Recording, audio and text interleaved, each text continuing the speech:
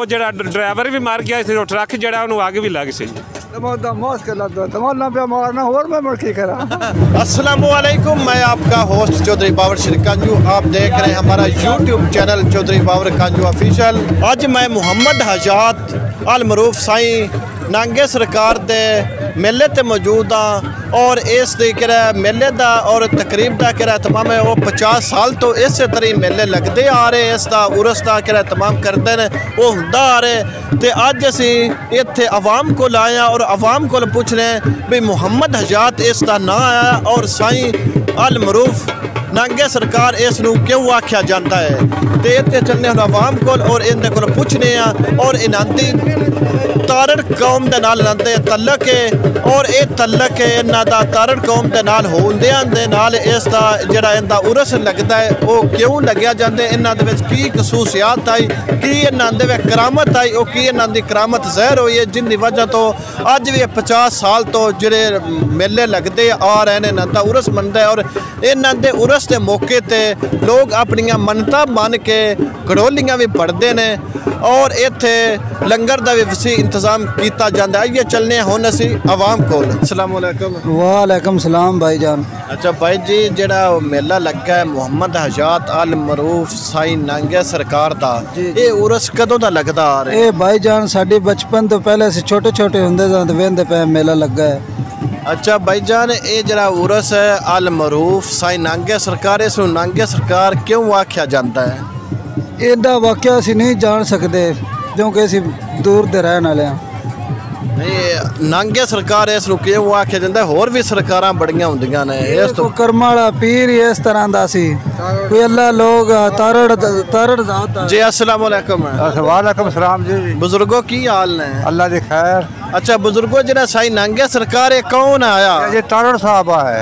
ते नांगा इस क्यों आख्या जाता है? जी अल्लाह दे हुक्म नाल नांगा दरवेश पुख्ता दरवेश आ। ते इस दी कोई करामत भी है? करामत अल्लाह दा बंदा दरवेश आ, सीधा साधा, अल्लाह पाक ने बड़िया मंदा, अल्लाह पाक दा करम बादशाह बंदा, अकल नाल पूरा जी दुआएं देंदा, वदे दुआ देंदा।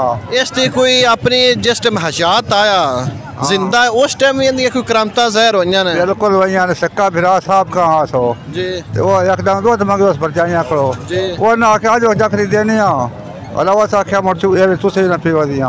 तो फिर की होया? फिर मर्जी जी रात मुझ रात पे आवे दूध दी जात रात आई, रात आई मुड़ माफी मंगी उन्हें सारियां साहब का उन्होंने आख्या तुसी ने दूध दिता मुड़ माफी मंगी है ता अल्लाह पास दियां कीतियां करामत वाला फकीर दरवेश आ, नांगा फकीर आ। अच्छा हाँ। अच्छा, इस दी जेहड़ी आंदे ने एक जदों इन्हें दुनिया तो पर्दा पाए वो भी मौत एक इन्हां अजीब तरीके नाल होई, वो किस तरह हुई? इस गल्ले वही आई आई तो घरों टुर गया आ नहीं पक्की को पहुंच गया वो आको लगा ट्रक चलिया सरगो दे तो देश में आना है। अच्छा अग बोली की तो वो ट्रक आ गया वो सब आ गया जी पुली है जब वो साबित नहीं बनती। किले वाली पुली जिनवान नहीं ये आ पुली है जी तू प्रतिदा नहीं है अगले मैंने पुली है। अच्छा ये नाले की पुली नहीं वो थे अल्लाह जो करना वो थे डाकू तो लग गया फात पा गया आ दरबार बन गया साहब का विरास और जमीन आ रहा है अपनी खेरी मेरी तारुल बस देने मार फिर इसका उरस लगता है उदों का ही उरस लगता पे अल्लाह बकदा घटोलियां चढ़दियां मनता पूरियां पे होंदियां ने अल्लाह दे हुक्म नाल। ते तुहाडी भी कोई मन्नत पूरी हुई है? मेरी मन्नत अल्लाह पूरी है। मैं भी बीमार आ सो फलो ही पै गया मैं मन्नत मन्नी सलाम करता सलाम पे करना मैं बच के नवे से धमाल ना पे मारना तेरी मार का धमाल इत्थे अब देख लगा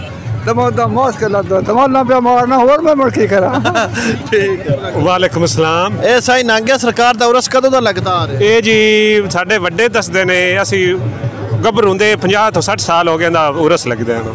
अच्छा 50 ਤੋਂ 60 ਸਾਲ ਹੋ ਗਏ ਜੀ। ਇਸ ਨੂੰ ਨਾਂਗੇ ਸਰਕਾਰ ਕਿਉਂ ਆਖਿਆ ਜਾਂਦਾ? ਨਾਂਗਾ ਸਰਕਾਰ ਅੱਲਾਹ ਦਾ ਬਜ਼ੁਰਗ ਸੀ ਇਹ ਤੇ ਕਿਉਂਕਿ ਹੌਸਲੇ ਜ਼ਿੰਦਾ ਸਨ ਤੇ ਬੜਾ ਵਾਰ ਜ਼ਾਹਿਰ ਹੋਏ ਨੇ ਕਿ ਸਾਡੇ ਇਸ ਦੀ ਕੋਈ ਕਰਾਮਤ ਹੈ ਜ਼ਾਹਿਰ ਹੋਈ ਹੈ ਕਿ ਦੁਨੀਆ ਤੇ ਹਜ਼ਾਤ ਆ ਆਪ ਹੈ ਜੀ? ਕਰਾਮਤ ਹੋਈ ਹੈ। ਕਿਹੜੀ ਹੈ? ਇਹ ਜੋ ਹੈ ਨਾ ਇੱਥੇ ਮੈਰਾ ਤੇ ਸਾਡੇ ਤਾਇਰ ਤੇ ਬੇਟਾ ਲੈ ਕੇ ਆਉਂਦੇ ਸੀ ਤੇ ਉਹਨਾਂ ਨੂੰ ਆਖਿਆ ਤੇ ਚਲੇ ਜਾਓ ਤੁਸੀਂ, ਚਿੱਟਾ ਖਰਾ ਸੀ ਬਿਲਕੁਲ, ਤੁਸੀਂ ਚਲੇ ਜਾਓ ਤੇ ਬਾਰਿਸ਼ ਬੱਦਲ ਆਉਣ। ਉਹਨਾਂ ਆਖਿਆ ਨਹੀਂ ਉਹਨਾਂ ਆਖਿਆ ਅੱਛਾ सरकार आप सिर लंगोट पाते सन बाकी नंगे रहते सन।